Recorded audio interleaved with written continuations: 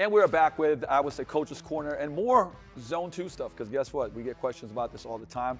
A lot of confusion, unfortunately, but we're going to answer this. And today, Joel's going to go deep into, number one, how much Zone 2 do you need? By the way, I get asked this all the time from clients. They hear it. They're like, how much should I do? And then also, where do you fit it in, right? Especially when we're talking about general population.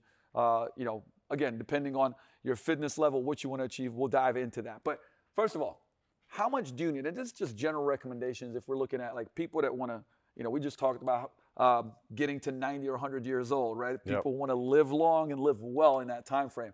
So where do we fall in line with that one? Yeah, so I'm going to give you the simplest and most obvious answer that's not going to help you a ton because we'll talk more about it, but it's however much you need to improve, because that's a very different thing, right? If I'm just sitting on the couch all day and I haven't exercised in years, 20 minutes a week or 15 minutes a day is going to be better than nothing. So, but now if let's say I do, 3 hours a week, I'm going to need more than that if I want to improve. So you have to do however much it takes for you to personally improve and reach your goal. And that can be a very different number for different people. Now we hear these numbers thrown out, 150 minutes a week or 300, you see a wide range, but again, it's however much it takes you to get better. The average person who's just going to the gym 2 or 3 days a week, I would say 2 to 3 hours, if possible, is probably ideal, but that doesn't mean they're not still going to improve from less. Your average person is going to say, trying to maximize longevity and health, somewhere in that 2 or 3 hours is a good starting point to work up to get a pretty reasonable level of cardiovascular fitness. I think that's an important question to go. I always say that, like, if you're here, even when we say this number, it can start getting, oh shit, like, I'm not doing that, right?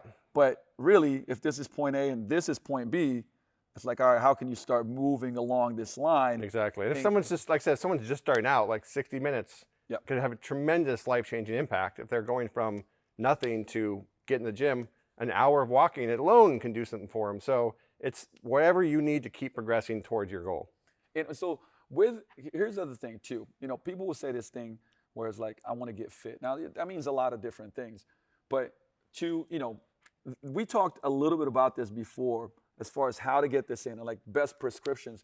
And I know you brought up that it doesn't necessarily matter because, hey, should I do 30 minutes per day, 45 minutes per day? And would you agree, and if you mentioned this before, that like whether it's 15 to 20 minutes, more like piecing it together in a week versus like how much you should do in a day? Yeah, so look, I would say in general, once you've reached a reasonable fitness level, like you're going to the gym consistently, you lift weights a couple times a week, you're active, 30 minutes is probably about the minimum you're going to want to do at a session, just because part of what we're trying to do is build metabolic efficiency. And so that changes over time and it becomes more of a challenge to the body over time. So 30 minutes is a good amount to do to start with. I'm not saying you can't do less than that. If that's all you got, then do it. But at least a 30-minute bout is where you're going to see some benefits start to really kick in. The biggest thing is you need frequency with this because we're trying to develop the mitochondria and the slow-twitch muscle fibers, among other things. And frequency is an important stimulus here. If we take 2 weeks off, we're going to lose progress pretty quickly. We can take 2 weeks off of lifting and we might not lose any strength, might actually gain a little bit from the rest. But aerobic work and metabolic work takes frequency. So, again, if you're just starting out, 1 day a week is better than 0. But ideally, like I'm going to throw this out there, 4 to 6 days a week of some amount of Zone 2 in there. If your goal is to really get to a high level of aerobic fitness and your goal is to really maximize VO2 and longevity. It doesn't mean, again, that you're not going to benefit from doing less. But this is the number that your average human being who's trying to really maximize that's going to have to work up to, because you're going to hit a plateau with less of this. That's just the bottom line. Okay, that's a great point because I think most people don't really think about that. Now, from a standpoint of a coach, here's what my recommendation is to get this in: is how do you stack habits, right? Like for example, my personal, like I love to listen to podcasts. So I put a podcast in. I go multi-directional sled for 30 minutes. Goes by fast. Knock out a double whammy, right? Like or again, what is the thing that you can match together? You could be watching TV at home doing a stair step or doing something like that, or go to the gym.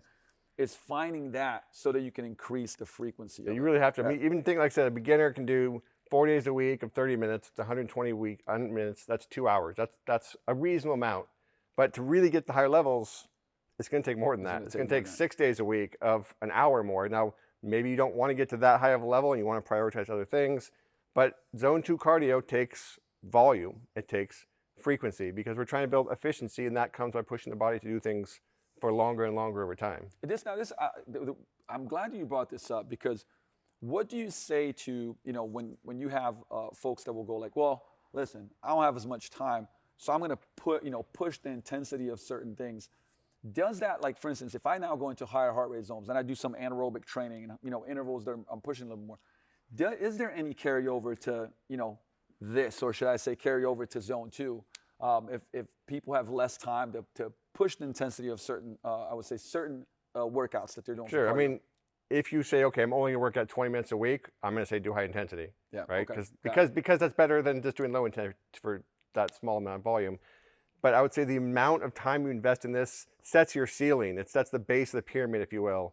And if you're not doing hardly any of this lower intensity work, you've got a very narrow window to improve. You're going to hit a ceiling where you're just not going to improve any further because you haven't built the metabolic foundation within the mitochondrial function, the flow-twitch muscle fibers within the heart itself. The heart has to adapt, and it becomes more elastic and stretches somewhat like a balloon at these lower heart rates over longer periods of time. That's what causes the heart rate to dilate and your resting heart rate to come down more effectively.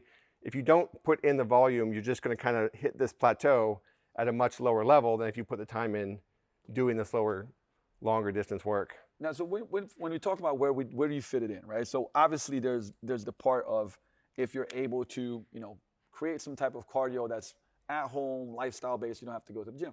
But this is a question that comes up often too. If I'm going in for a strength training session, can I put in 20 minutes of cardio before, afterwards? And how much is that going to really affect my gains per se of trying to get stronger? I mean, look, yeah, that's a good question. Yeah. I think for your average person, again, who's just trying to be healthy and live a long, good life without dying poorly or slowly or quickly of disease, anywhere is better than nothing. And if you can fit in before your workout because you're not going to do otherwise, then absolutely do that.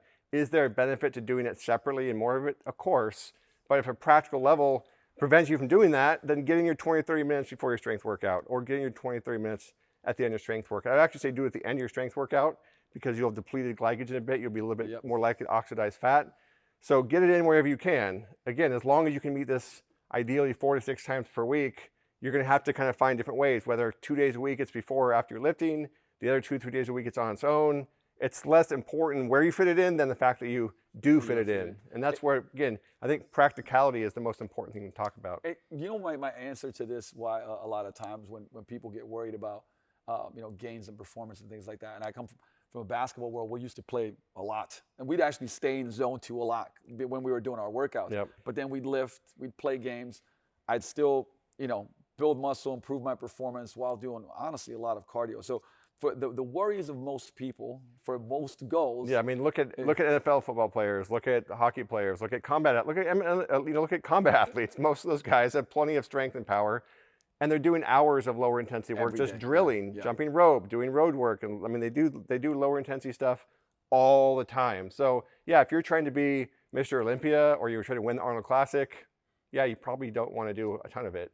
But your average person's gains are not limited by doing way too much. It's just very unlikely. That's a very, very important factor because again, it's like the question that becomes is like, I don't want to do this because, it could affect XYZ. I'm like, hey, listen, you'd have to do a lot of it before. I would actually say the other reverse of this is probably more true, that if you're doing a ton of strength work and you're not doing very much zone 2, you're going to limit your zone 2's ability to actually develop and build your cardiovascular fitness because you're spending so much time at higher blood pressure, so much time developing the anaerobic side, and it could have some effects within the cardiovascular system that make it more difficult to improve. So it's more likely you're actually tons of strength work will interfere with this, then a reasonable amount of this is going to really interfere with your strength work.